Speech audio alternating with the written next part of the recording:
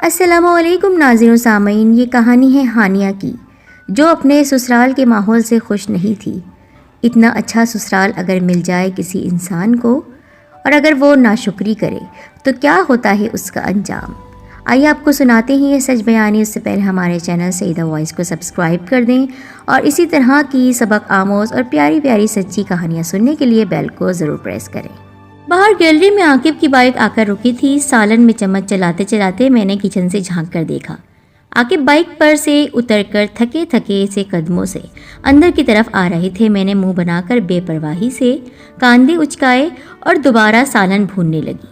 مما پاپا آ گئے ہیں، فراز نے آ کر کہا تو میں نے سر ہلا دیا۔ پیالی میں چائے نکال کر کچھ دیر بعد کمرے میں آئی تو عاقب منہ دھو کر صوفے پر بیٹھے ہوئے تھے۔ تھکن کے آثار ان کے چہرے پر نمایاں تھے، وہ کسی گہری سوچ میں تھے۔ چائے لے لیں؟ میری آواز پر چونک کر انہوں نے میری جانب دیکھا۔ پیالی لیتے ہوئے گہری نظر میرے سراپے پر ڈالی، گندے کپڑے، الجھے بال اور روٹھی روٹھی سی چائے پکڑا کر میں پلٹنے والی تھی کہ عاقب نے میری کلائی تھام لی۔ میں نے پلٹ کر تیکھی سوالیہ نظریں ان پر ڈالی۔ ہانیہ یہاں بیٹھو، انہوں نے برابر والے صوفے کی طرف اشارہ کر کے کہا۔ میں نہ چاہتے ہوئے بھی بے دلی سے صوفے پر ٹک گئی اور خاموشی سے نگاہیں جھکائے اپنے پیر سے کارپیٹ پر لکیریں بنانے لگی۔ کچھ لمحوں کے بعد عاقب نے مجھے مخاطب کیا۔ ہانیہ، میں نے سوچا تھا ہم لوگ ہمیشہ ساتھ رہیں، امی، بھابھی اور راغب بھیا، لیکن کیا؟ عاقب کے لیکن پر میں نے چونک کر اس کی جانب دیکھا۔ اس لیکن میں مجھے بہت کچھ نظر آ رہا تھا۔ عاقب سے بھی میرے لہجے کی بے چینی چھپی نہ رہ سکی اور اس کے لبوں پر پھیکی مسکراہٹ آ گئی تو میں شرمندہ ہو گئی۔ لیکن ہانیہ، تم ایسا نہیں چاہتی، عاقب نے ایک ایک لفظ پر زور دیتے ہوئے کہا۔ تمہیں الگ گھر چاہیے تو میں نے تمہارے لیے فلیٹ لے لیا ہے، ہفتہ 10 دن میں ہم لوگ وہاں شفٹ ہو جائیں گے۔ عاقب کے لہجے میں دکھ بول رہے تھے، لیکن میں اس کی کیفیت سے قطعی بے نیاز اچانک مل جانے والی خوشی پر ناچ اٹھی۔ کہاں ہے؟ کتنا بڑا ہے؟ میں بچوں کی طرح بےتابی سے سوال کر رہی تھی اور عاقب مجھے افسوس بھری نگاہوں سے دیکھ رہے تھے۔ گزشتہ کئی روز سے صرف میں اسی لیے ناراض تھی کہ مجھے اپنا گھر چاہیے تھا، الگ، جہاں صرف میری مرضی، میری پسند ہو۔ عاقب نے ہر طرح سے مجھے سمجھایا، لیکن میری ایک ہی رٹ تھی کہ میں اس دربے وربے میں نہیں رہ سکتی۔ بالآخر امی اور راغب بھیا کے سمجھانے پر عاقب بادل نخواستہ میری فضول فرمائش کو پوری کر رہے تھے۔ اتنی بڑی خوشخبری سنتے ہی میں بدل گئی۔ عاقب مجھے دیکھتے رہ گئے۔ فوراً ہی مجھے اپنے گندے حلیے کا خیال آیا اور میں کپڑے اٹھائے نہانے چل دی۔ نہا کر ہلکے گلابی لون کے سوٹ میں نکھر گئی۔ اپنے لمبے بالوں میں برش کرتے ہوئے میں مسلسل گنگنا رہی تھی اور بظاہر ٹی وی دیکھتے ہوئے عاقب مستقل مجھے اور میری حرکتوں کو نوٹ کر رہے تھے۔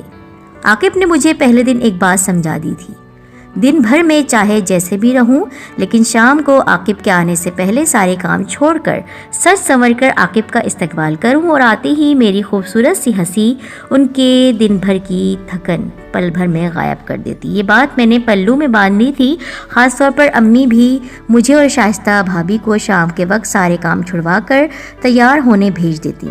یہ روٹین سالوں سے تھی، لیکن پچھلے کئی دنوں سے جب سے میں نے گھر کا مطالبہ شروع کیا تو احتجاجاً عاقب کے آنے کے ٹائم خود کو غیر ضروری کاموں میں الجھا لیتی۔ 2 دن کپڑے نہیں بدلتی۔ امی نے مجھے ٹوکا تو میں نے انہیں ٹکا سا جواب دے دیا، مجھے ان چونچلوں کی ضرورت نہیں، بچے دیکھوں یا سج سنور کر بیٹھ جاؤں۔ امی بیچاری یعنی میری ساس خاموش ہو گئی۔ بچے تو میرے پاس کم ہی رہتے تھے۔ عاقب نے مجھ میں واضح تبدیلی محسوس کی، لیکن وہ بھی خاموش رہے کیونکہ انہیں معلوم تھا یہ میرے غصے کا کھلم کھلا اظہار ہے۔ میں کالج سے لوٹی تو گھر میں غیر معمولی چہل پہل تھی۔ آج کافی عرصے بعد شائستہ خالہ آئی ہوئی تھی اور ان کے ساتھ کچھ خواتین تھیں۔ ثانیہ نے آج کالج سے چھٹی کی تھی، اس وقت وہ کچن میں مصروف نظر آ رہی تھی۔ خیریت تو ہے؟ میں چائے بناتی ثانیہ سے پوچھنے لگی۔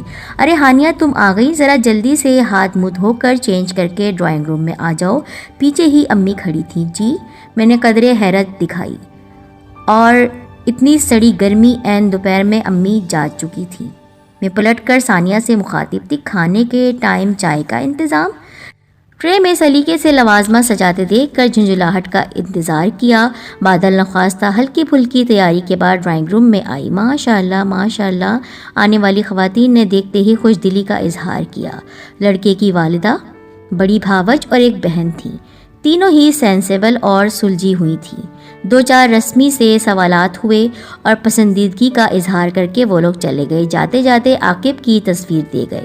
عاقب پڑھے لکھے اور خاصے جاذب نظر شخصیت کے مالک تھے، پھر کسی غیر ملکی فرم میں معقول جاب کرتے تھے، فیملی پڑھی لکھی اور سوبر تھی۔ میرا بھی گریجویشن مکمل ہونے والا تھا۔ یوں چند ضروری کارروائیوں کے بعد رشتہ طے ہو گیا۔ میرے ابا جی بھی معقول جاب کرتے تھے، ہم دونوں بہنیں ہی تھیں۔ جب میں 10 اور ثانیہ 8 سال کی تھی تب ابا جی کی وفات ہو گئی۔ اس سلیقہ شعار اور سگھڑ عورت تھیں۔ ابا جی کے بعد ملنے والی رقم کو انہوں نے اس طرح سیٹ کیا کہ ہر مہینے معقول آمدنی ہو جاتی۔ پھر انہوں نے ہماری پیدائش سے ہی ہمارے جہیز کی تیاریاں شروع کر دی تھیں۔ کچھ ماہ بعد میں عاقب کی دلہن بن کر عاقب کے گھر آ گئی۔ سسرال میں میرا والہانہ خیر مقدم ہوا۔ ساس ریحانہ بیگم نے بکرے کا صدقہ کیا، شائستہ بھابھی اور راغب بھیا نے پیسے وارے، اکلوتی نند بینا نے بھائی سے نیک لے کر کمرے میں جانے دیا۔ شائستہ بھابھی کی چھیڑ چھاڑ کے بعد ہمیں تنہائی ملی۔ اتنا اچھا استقبال اور اتنے اچھے لوگوں کے درمیان آ کر مجھے دلی سکون نصیب ہوا تھا۔ پھر عاقب جیسا پیارا ساتھی میں قسمت پر رش کر رہی تھی۔ تنہائی ملی تو میں نے تھوڑا سا سنبھل کر کمر سیدھی کی، ایسے ہی سرسری سی نظر سامنے رکھی، بڑی سی ڈریسنگ ٹیبل کے مرر پر پڑی۔ مرون کلر کا بھاری بھرکم شرارہ، ہم رنگ بھاری جیولری اور میک اپ میں واقعی دلہن لگ رہی تھی۔ اتنا روپ نہ جانے کہاں سے آ گیا تھا، خود سے شرم آنے لگی۔ ابھی میں جائزہ لے رہی تھی کہ عاقب آ گئے۔ میں جلدی سے سنبھل کر بیٹھ گئی۔ عاقب دھیرے دھیرے چلتے ہوئے آ کر بیڈ پر ٹک گئے اور میں مزید سمٹ گئی۔ عاقب نے محبت سے میرے سرد ہاتھ تھامے، میں نے آہستگی سے سر اٹھایا۔ مرون اور ہاف وائٹ کلر کی شیروانی، پگڑی اور میچنگ کھوسے میں دراز قد عاقب واقعی بہت اچھے لگ رہے تھے۔ شکر ہے خدا کا مجھے تم جیسی پیاری بیوی ملی ہے ہانیہ۔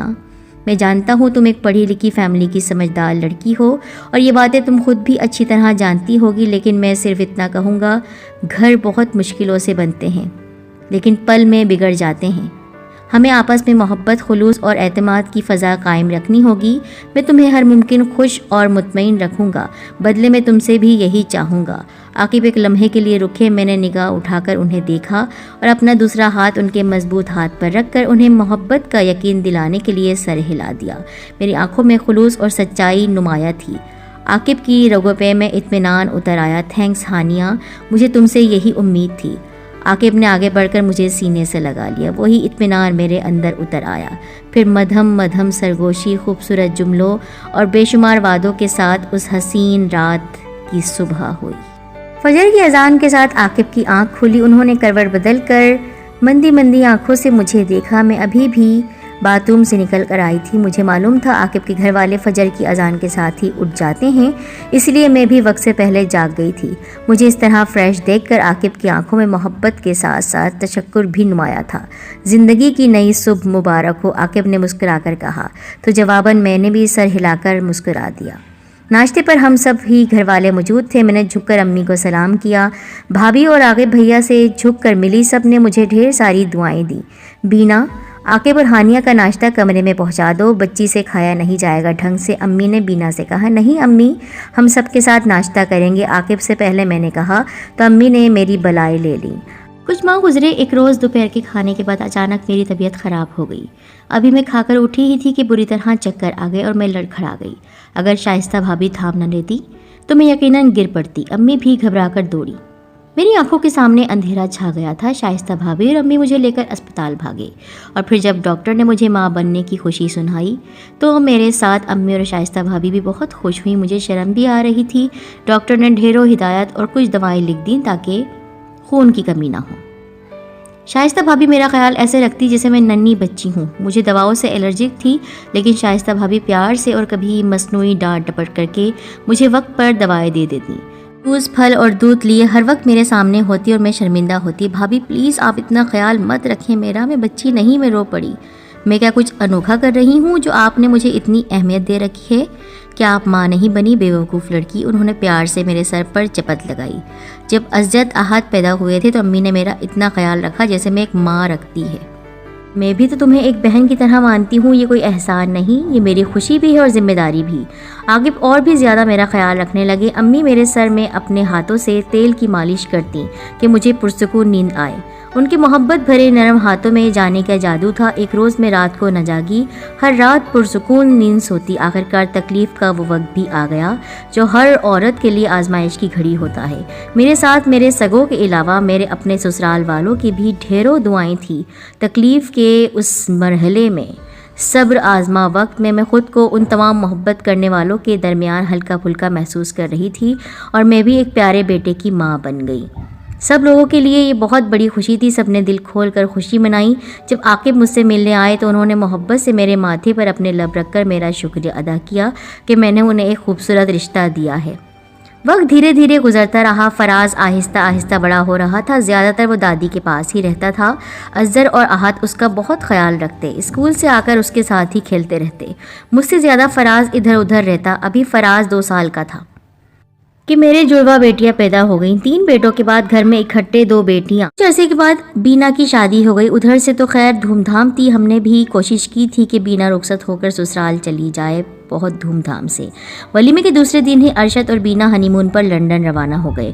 ہائے اللہ، عاقب کتنا مزہ آ رہا ہوگا نا بینا کو، کتنی جگہ وہ سیر کر رہی ہوگی۔ رات کو میں ہبا کی نیپی چینج کرتے ہوئے للچائی ہوئی نظروں سے دیکھتے ہوئے خیالوں میں سوچنے لگی اور بولنے لگی، ہاں بھائی ظاہر ہے شروع میں تو سب ہی انجوائے کرتے ہیں۔ عاقب نے مسکرا کر کہا، لیکن ہم تو کہیں نہیں گئے۔ میں نے برجستہ کہا، ارے بھائی اب 5 سال ہونے کو آ رہے ہیں، اب یاد آ رہا ہے تمہیں؟ ویسے یہاں رہ کر بھی ہم لوگوں نے بہت خوبصورت وقت گزارا ہے نا؟ عاقب نے جھک کر پیار بھرے لہجے میں کہا، ہاں یہ بات تو ہے۔ میں نے سر ہلا دیا۔ بینا اور ارشد کچھ دن بعد واپس آ گئے۔ بینا تو اور زیادہ پیاری ہو گئی تھی۔ وہ ہمارے یہاں کم آتی، جب بھی آتی لمبی چمکیلی گاڑی میں ڈرائیور کے ساتھ آتی۔ ارشد مصروف ہی رہتا تھا۔ بینا بھی 1 آدھ گھنٹہ بیٹھ کر لوٹ جاتی۔ اس نے بہت قیمتی لباس پہنا ہوتا، بیش قیمت جیولری، کبھی سونا تو کبھی ڈائمنڈ، امپورٹڈ پرس، نہایت اعلیٰ پرفیوم جس کی مہک سارا دن گھر میں موجود رہتی۔ فریش میک اپ کیے چہرہ دیکھ کر اچھوتے پن کا احساس ہوتا۔ آہستہ آہستہ بینا کے انداز میں تبدیلی آنے لگی۔ ہم لوگ کہتے کھانا کھا لو، چائے پی لو، جوس پی لو، تو وہ بڑا اترا کر کہتی، نہیں بھابھی ہمارے یہاں اولیو آئل میں کھانا بنتا ہے، پانی منرل واٹر آتا ہے، جوس تو سارے ارشد باہر سے منگواتے ہیں۔ ہائے اللہ، اس لڑکی کو کیا ہو گیا ہے؟ جمعہ 8 دن ہوئے ہیں اور اس کے تو انداز ہی بدل گئے ہیں۔ ساری زندگی یہی کھانا یہی پانی پی کر گزاری ہے، اب تو محترمہ کے مزاج نہیں ملتے۔ ایک روز شائستہ بھابھی بینا کے جانے کے بعد زور سے بولی، ان کے لہجے میں خفگی نمایاں تھی، ارے بھابھی ناراض کیوں ہو رہی ہیں؟ جب اللہ نے اسے موقع دیا تو وہ کرے گی نا۔ قسمت والوں کو ایسے گھر نصیب ہوتے ہیں، اللہ ہر لڑکی کا نصیب بینا جیسا کرے، میں نے خلا میں گھوٹتے ہوئے کہا۔ شائستہ بھابھی چوکی، ہانیہ تم کیا سوچنے لگی؟ انہوں نے مجھے ہلایا، تمہاری سوچ ہے، لیکن میں تو کہتی ہوں اللہ ہر لڑکی کو چین سکون دے، محبت اور قدر کرنے والا سسرال نصیب کرے، چاہنے والا اور عزت کرنے والا شریک سفر ملے تو زندگی مکمل ہو جاتی ہے جیسے ہم لوگوں کو ملا ہے۔ شائستہ بھابھی نے کہا، چھوڑے بھابھی، اگر دولت اور آسائش ہو تو ہر چیز بھلی لگتی ہے۔ میں نے شاید پہلی بار شائستہ بھابھی کی بات کی نفی کی تھی اور بغیر ان کی طرف دیکھے کمرے سے نکل گئی تھی۔ پھر تو مجھے بینا کو دیکھ دیکھ کر قدم قدم پر احساس کمتری کا احساس ہونے لگا۔ میں اپنا بینا سے موازنہ کرتی اور ہر طرح سے خود کو کمتر پاتی۔ جب بھی بینا آ کر جاتی میں عجیب سی جھنجھلاہٹ کا شکار ہو جاتی، خواہ مخواہ ہی الٹی سیدھی حرکتیں کرتی، کسی بھی بات پر ایسے ہی غصہ کرتی، کبھی بچوں کو بلا وجہ ڈانٹ پڑتی۔ پہلے عاقب نے اور پھر تمام گھر والوں نے محسوس کیا میں کچھ بدل رہی ہوں۔ اب مجھے اپنا گھر، اپنا کمرہ، کھانا پینا، رہنا سہنا، ہر چیز میں کمی نظر آتی۔ حسب معمول شام کو عاقب آفس سے آئے تو سیدھے امی کے کمرے میں آئے۔ سب لوگ اس وقت وہیں ہوتے تھے، لیکن آج کل میں اس وقت کچن میں مصروف رہتی تھی۔ تب امی نے موقع دیکھ کر میرے بدلتے رویے اور جھنجھلاہٹ کا ذکر عاقب سے کیا۔ بچی کو کیا پریشانی ہے، وہ اس طرح کیوں کر رہی ہے؟ تب عاقب نے دکھی لہجے میں امی کو میرے الگ گھر کی فرمائش کا بتا دیا۔ امی کو دھچکا تو لگا، لیکن انہوں نے کہا، نہیں بیٹا، ناجائز خواہش تو نہیں کر رہی ہے، ہر عورت کا دل چاہتا ہے کہ اس کا الگ گھر ہو۔ پلیز امی، عاقب نے ان کی بات کاٹی، کیا شائستہ بھابھی عورت نہیں ہے؟ اور پھر جب وہ یہاں رہ رہی ہیں، خوش ہیں، تو کیوں یہ الگ ہونا چاہتی ہے؟ بیٹا ایسا ضروری نہیں، سب کی فطرت ایک جیسی ہو، تم دل پر بوجھ مت رکھو، میں بخوشی اجازت دیتی ہوں، اپنا سکون برباد مت کرو۔ ماشاءاللہ سے تمہاری آمدنی بھی اس قابل ہے کہ تم سب کر سکتے ہو، بے شک تم لوگ ہماری نظروں سے دور رہو گے، دل سے تو دور نہیں ہو سکتے نا۔ شائستہ بھابھی نے بھی ہاں میں ہاں ملائی۔ ہاں عاقب، اتنی پیاری ہسمکھ سی ہانیہ بالکل چپ اور جھنجھلاہٹ کا شکار ہوتی جا رہی ہے، اس طرح اس کی صحت پر بھی اثر پڑے گا، اس لیے بہتر ہے کہ خوشی خوشی یہ قدم اٹھا لو۔ مجھے پھر سے ہنستی مسکراتی آتی اور گڑیا جیسی ہانیہ چاہیے، چاہے اس کے لیے تمہیں کچھ بھی کرنا پڑے۔ ہانیہ کے لیے شائستہ بھابی کی اتنی محبت دیکھ کر عاقب بھی شائستہ بھابی کے ساتھ آبدیدہ ہو گیا۔ کیسی بیوقوف ہے ہانیہ، اتنے اچھے اور پیارے لوگوں کو چھوڑ کر الگ دنیا بسانا چاہتی ہے۔ عاقب امی اور بھابی کو دیکھ کر سوچنے لگے، پھر اٹھ کر خاموشی سے اپنے کمرے میں چل دیے۔ چند دنوں بعد عاقب نے الگ گھر کا بندوبست کر لیا۔ جب یہ خوشخبری ہانیہ نے سنی تو خوشی سے اچھل پڑی۔ نئے گھر میں شفٹ ہونے سے پہلے قرآن خوانی کروانی تھی اور سب سے پہلے بینا کو دعوت دینے کا سوچا۔ عاقب مجھے چھوڑ کر آفس چلے گئے، میں واپسی میں بینا کے ڈرائیور کے ساتھ آ جاؤں گی، اتنا کہہ کر اس کے گھر آ گئی۔ اتنے بڑے سے گھر کے باہر گیٹ پر ایک چوکیدار تھا، اندر تک کوئی نظر نہیں آ رہا تھا، نہ جانے بینا کی ساس بھی کہاں تھی۔ بہرحال چاروں طرف نگاہ دوڑاتی میں بینا کے کمرے میں آ گئی۔ دروازہ کھلا ہوا، ہلکا سا دروازہ بجا کر میں اندر آ گئی تھی، لیکن یہ کیا، اندر کمرے میں بینا اپنے بیڈ پر بیٹھی تھی اور بے تحاشا رو رہی تھی۔ مجھے دیکھ کر دوڑ کر مجھ سے لپٹ گئی۔ بینا بینا کیا ہوا، خیریت تو ہے؟ میں نے حواس باختہ ہو کر اس سے پوچھا۔ بھابی بھابی مسلسل رو رہی تھی۔ بینا بینا پلیز خود کو سنبھالو، بیٹھو یہاں پر۔ میں نے اسے بمشکل خود سے الگ کر کے بیڈ پر بٹھا دیا، سامنے رکھے جگ سے پانی نکال کر اسے پلایا۔ بتاؤ کیا ہوا ہے؟ ارشد کہاں ہے تمہاری مما؟ وہ بھی نظر نہیں آ رہی ہیں، میں نے پوچھا۔ بھابی ارشد امریکہ گئے ہوئے ہیں اور مما شاپنگ کرنے کے لیے۔ تو تم نے اپنی کیا حالت بنا رکھی؟ میں نے اس کے گندے کپڑے اور بکھرے بالوں کی طرف دیکھتے ہوئے حیرانگی سے پوچھا۔ تم تو اتنے شاندار لباس میں شہزادیوں کی طرح رہتی ہو پھر؟ ہاں بھابی، شہزادیوں جیسی، ہکارا سے کہا۔ بھابی یہ بات آپ لوگ نہیں جانتے کہ ارشد کا کاروبار کیا ہے۔ ارشد اسمگلنگ کرتے ہیں اور وہ یہ کام لڑکیوں سے کرواتے ہیں۔ پہلے سے 3 بیویاں امریکہ اور لندن کی جیلوں میں سزا بھگت رہی ہیں۔ انہوں نے مجھے بھی اس گھناؤنے کام کے لیے استعمال کیا اور میں نہ جانے کیسے بچ کر آ گئی۔ ہمارا ہنی مون ٹرپ ان کی ڈیل تھی اور پھر جب دوبارہ مجھے امریکہ لے جانا چاہا تو میں نے ان کی اور مما کی باتیں سن لی اور انکار کر دیا۔ تب سے وہ مجھ سے ناراض ہیں، مما بھی ان کے ساتھ ملی ہوئی ہیں۔ بہرحال بھابی ان کی اتنی مہربانی، انہوں نے مجھے طلاق نہیں دی۔ نہ جانے میری کون سی نیکی کام آ گئی، ورنہ بقول ان کے وہ یہ کر چکے ہیں پہلی بیویوں کے ساتھ۔ بھابی بظاہر میری آن اور بان ٹھاٹ سے لوگ میری زندگی کو حسرت سے دیکھتے ہوں گے، لیکن میں کتنی ٹوٹی ہوئی ہوں یہ میں جانتی ہوں۔ بھابی کیا کہہ رہی ہو تم؟ میرا پورا وجود لرزوں کی زد میں آ گیا، سر گھوم رہا تھا۔ بینا کے منہ سے یہ باتیں سن کر میں ایک دم چپ ہو گئی۔ بینا میری بہن، تم لاوارث نہیں ہو، میں آج تمہارے بھائیوں سے بات کرتی ہوں۔ نہیں نہیں بھابی پلیز، آپ کو خدا کا واسطہ ہے، جو بھرم بنا ہوا ہے اسے بنا رہنے دیں، میری قسمت اور نصیب جان کر مجھے اس طرح جینے دیں۔ میں عاقب بھائی، راغب بھائی اور شائستہ بھابی کو دکھ دینا نہیں چاہتی۔ آپ آ گئیں تو آپ کو بھی پتہ چل گیا، ورنہ اپنے آنسو دوپٹے سے صاف کرتی ہوئی میرے سامنے ہاتھ جوڑ کر کہتی رہی۔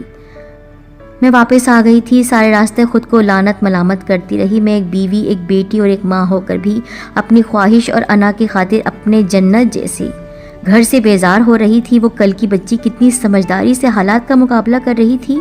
اپنے گھر میں اب تک کچھ نہیں بتایا تھا۔ گھر آ کر میں نے عاقب سے کہا، مجھے یہ گھر چھوڑ کر نہیں جانا ہے۔ کیا کہہ رہی ہو تم؟ پاگل ہو گئی ہو کیا؟ نہیں عاقب، پاگل پہلے تھی، اب نہیں۔ بھئی کیا کہہ رہی ہو، سمجھ نہیں آ رہا۔ میں غلط فیصلہ کر رہی تھی عاقب، میں اتنے اچھے اور چاہنے والے لوگوں کو چھوڑ کر نہیں جاؤں گی۔ بے شک میں الگ گھر چاہ رہی تھی، اپنے بسے بسائے گھر کو بگاڑنا چاہتی تھی، کیونکہ اب میں جان گئی ہوں سب سے بڑی چیز پیار اور محبت ہے، اور جہاں پھر مجھے وہ نصیب ہے۔ اس لیے تم میری اس نادانی کو معاف کر دو۔ شکر ہے خدا کو میری بیگم کو عقل تو دے دی۔ ہم لوگ ایسا کریں گے، اوپر کا پورشن بنوا لیں گے، لیکن کچن ہمارا ایک ہی ہوگا، جہاں میں اور شائستہ بھابی مل کر کھانا بنایا کریں گے اور ساتھ ساتھ اس وقت تک رہیں گے جب تک ہماری بہویں نہ آ جائیں۔ میں معصومیت سے پروگرام بنا رہی تھی، عاقب محبت سے مجھے دیکھ رہے تھے اور میں اس بات سے بے خبر تھی کہ میری اس تمام پلاننگ کو دروازے کے باہر کھڑی امی اور بھابی اور عاقب بھیا سن رہے تھے، اور ساتھ ساتھ ان کے چہروں پر اطمینان اور سکون تھا۔ اب میں سب کو بتاتی ہوں جا کر، یہ کہہ کر اٹھی، جیسے ہی پلٹی سامنے امی اور شائستہ بھابی کو پا کر شرمندہ ہو گئی۔ امی کے سینے سے جا لگی، امی کی آنکھوں میں شکر کے آنسو تھے، جبکہ میں اور شائستہ بھابی باقاعدہ رو رہے